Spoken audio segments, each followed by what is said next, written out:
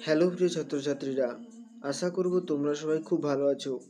তো আজকে আমরা আলোচনা করব একাদশ শ্রেণীর এডুকেশন বিষয়ের সেকেন্ড সেমিস্টার গ্রুপ সি এর সাব ইউনিট বি, অর্থাৎ স্কুলস অফ এডুকেশনাল সাইকোলজি, অর্থাৎ শিক্ষা মনোবিজ্ঞানের যে চিন্তাধারাগুলো রয়েছে সেগুলোর থেকে আমরা ইম্পর্ট্যান্ট প্রশ্নগুলো আলোচনা করব, যেগুলো এবছরের পরীক্ষার জন্য খুব গুরুত্বপূর্ণ। মানে এবারের যে আমাদের সেকেন্ড সেমিস্টারের পরীক্ষা হবে তার জন্য ইম্পর্ট্যান্ট। তো আমরা প্রথম জেনে নেব 5 মার্কসের যে প্রশ্নগুলো ইম্পর্ট্যান্ট। প্রথম যে প্রশ্ন রয়েছে সেটা হলো কি না, প্যাভলভের প্রাচীন অনুবর্তন তত্ত্বের পরিকাঠি ব্যক্ত করো। 2 নম্বর প্রশ্ন রয়েছে প্যাভলভের প্রাচীন অনুবর্তন তত্ত্বের বৈশিষ্ট্যগুলি লেখো। 3 নম্বর প্রশ্ন রয়েছে প্যাভলভের প্রাচীন অনুবর্তন তত্ত্বের শিক্ষাগত গুরুত্ব আলোচনা করো। এগুলো কিন্তু 5 মার্কের জন্য ইম্পর্ট্যান্ট। তো আর বলি, এই প্রশ্নগুলো তোমরা খাতায় তুলে নেবে যাতে তোমাদের পরবর্তীকালে খুঁজতে এবং পড়তে সুবিধা হয়। 4 নম্বর প্রশ্নে রয়েছে স্কিনারের সক্রিয় অনুবর্তনের নীতিগুলি লেখো।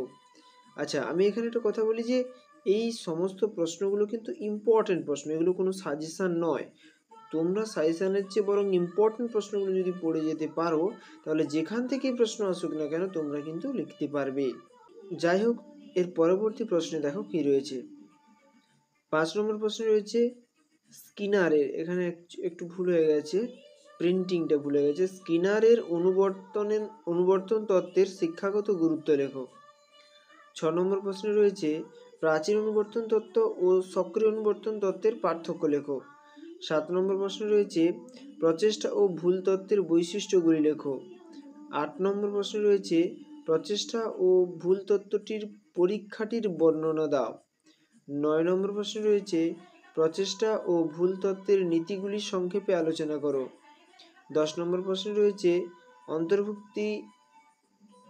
অন্তর্দৃষ্টিমূলক শিখনের মূল নীতিগুলি লেখো। 11 নম্বর প্রশ্নে রয়েছে অন্তর্দৃষ্টিমূলক শিখনের শিক্ষাগত গুরুত্ব লেখো। 12 নম্বর তথা সর্বশেষ 5 মার্কসের যে ইম্পর্টেন্ট প্রশ্ন সেটা হলো মনোবিশ্লেষণ তত্ত্বের শিক্ষাগত গুরুত্ব লেখো। এবার 2 মার্কসের যে প্রশ্নগুলো ইম্পর্টেন্ট সেগুলো আমরা জানব। প্রথম প্রশ্ন, আচরণবাদ কাকে বলে? দ্বিতীয় প্রশ্ন, আচরণবাদের দুটি বৈশিষ্ট্য লেখো। তৃতীয় প্রশ্ন, প্রাচীন অনুবর্তন কি? 4 নম্বর প্রশ্ন, সক্রিয় অনুবর্তন কি? 5 নম্বর প্রশ্ন রয়েছে প্রাচীন অনুবর্তন তত্ত্ব ও সক্রিয় অনুবর্তন তত্ত্বের প্রবক্তাদের নাম লেখো। 6 নম্বর প্রশ্নে রয়েছে প্রাচীন অনুবর্তন তত্ত্বের দুটি বৈশিষ্ট্য লেখো। 7 নম্বর প্রশ্নে রয়েছে প্রাচীন অনুবর্তন তত্ত্বের সাংগঠনিক রূপটি কি? 8 নম্বর প্রশ্নে রয়েছে সক্রিয় অনুবর্তনের সাংগঠনিক রূপটি লেখো। 9 নম্বর প্রশ্নটি হলো প্রাচীন অনুবর্তনের দুটি বৈশিষ্ট্য লেখো। 10 নম্বর প্রশ্নটি হলো প্রাচীন অনুবর্তনের দুটি ব্যবহারিক প্রয়োগ লেখো। 11 নম্বর প্রশ্নে রয়েছে স্কিনার বক্স কি? 12 নম্বর প্রশ্নে রয়েছে সক্রিয় অনুবর্তনের দুটি বৈশিষ্ট্য লেখো। 13 নম্বর প্রশ্নে রয়েছে সক্রিয় অনুবর্তনের দুটি নীতি লেখো। 14 নম্বর প্রশ্নে রয়েছে প্রাচীন অনুবর্তন এবং সক্রিয় অনুবর্তনের দুটি পার্থক্য লেখো। 15 নম্বর প্রশ্নে রয়েছে পাজল বক্স কি?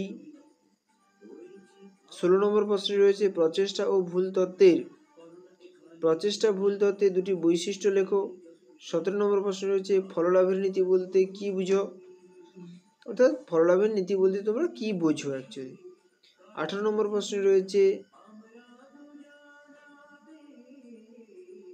অনুশীলনের নীতি বলতে কি বোঝো? 8 নম্বর প্রশ্নে রয়েছে অনুশীলনের নীতি বলতে কি বোঝো? 19 নম্বর প্রশ্নে রয়েছে প্রস্তুতির নীতি বলতে কি বোঝো? 20 নম্বর প্রশ্নে রয়েছে প্রচেষ্টা ও ভুল তত্ত্বের দুটি শিক্ষাগত গুরুত্ব লেখো। 21 নম্বর প্রশ্নে রয়েছে অন্তর্দৃষ্টিমূলক শিখনের দুটি বৈশিষ্ট্য লেখো। 22 নম্বর প্রশ্নে রয়েছে অন্তর্দৃষ্টিমূলক শিখনের দুটি শিক্ষাগত গুরুত্ব লেখো। 23 নম্বর প্রশ্নে রয়েছে মনোবিশ্লেষণ কাকে বলে? 24 নম্বর প্রশ্নে রয়েছে মনোবিশ্লেষণের দুটি শিক্ষাগত প্রয়োগ লেখো। 25 নম্বর প্রশ্নে রয়েছে ঈদ কি? 26 নম্বর প্রশ্নে রয়েছে ইগো ইগো কি? 27 নম্বর প্রশ্নে রয়েছে সুপার ইগো বা অধিসত্তা অ্যাকচুয়ালি এটা অভিসত্তা নয়, অধিসত্তা। ঠিক আছে, অ্যাকচুয়ালি এটা অধিসত্তা।